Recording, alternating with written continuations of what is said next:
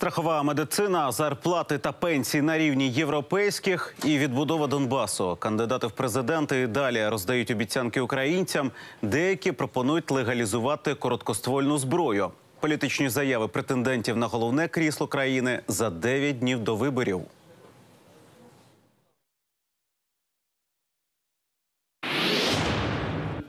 Зарплати та пенсії на рівні сусідньої Польщі – реальність, переконана Юлія Тимошенко. Як і страхова медицина для кожного, тим, хто працює, поліс оплачуватимуть роботодавці, каже кандидатка. За це відраховуватимуть менші податки. Пенсіонерам і дітям страхування оплатить держава. Втіливши ці зміни в життя, переконана політик, удасться повернути й довіру українців до влади. Треба зробити найголовніше, що сьогодні стоїть перед нами – це об'єднати Україну в цілому.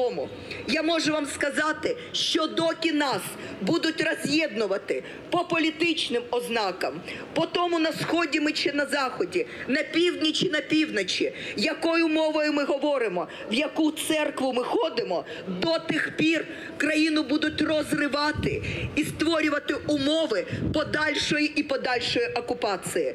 Нам треба боротися і нам треба захистити всіх сьогодні. Контракт розірвати, гроші повернути, не продовжувати співпраці з керівництвом «Нафтогазу», поки воно не поверне державі отриманих премій, вимагає від уряду Олег Ляшко. Каже, якщо вимоги не виконають, подасть позов до суду. Кожен залазить, останні з кишені витягує, щоб заплатити комуналку. Чорнобильцям не платять грошей, кажуть, немає в бюджеті грошей.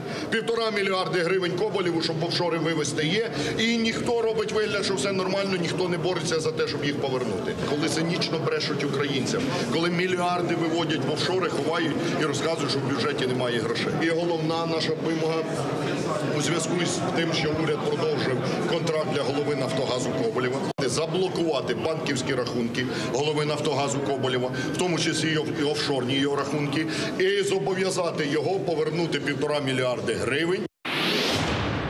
Повернути мир і розпочати відновлення інфраструктури та промисловості Донбасу – план Олександра Вілкула. Опозиціонер каже, гроші на відбудову готові надати міжнародні інвестори. Треба полагодити дороги, житло і відновити залізничне сполучення, щоб люди повернулися в свої домівки. Потім забезпечити їх роботою і гідною зарплатою. Усе це, вважає політик, приведе й до зростання економіки країни загалом.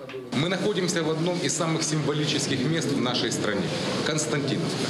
Последний город перед линией фронта. И ни жителям Константиновки, ни жителям Донбасса рассказывать, что такое война. Они эту войну каждый день чувствуют на себе.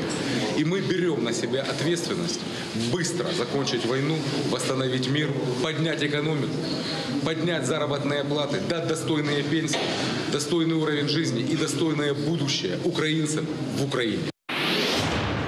Легалізувати вогнепальну короткоствольну зброю пропонує Валентин Наливайченко. Серед планів і узаконити добровольчі армії. Каже, вони при потребі виконуватимуть функції рятувальної служби чи муніципальної міліції. Відповідний меморандум політик підписав з Асоціацією власників зброї. Там додають, проєкт закону, що дасть можливість українцям себе захищати, зареєстроване ще 5 років тому. Однак його досі не розглянули.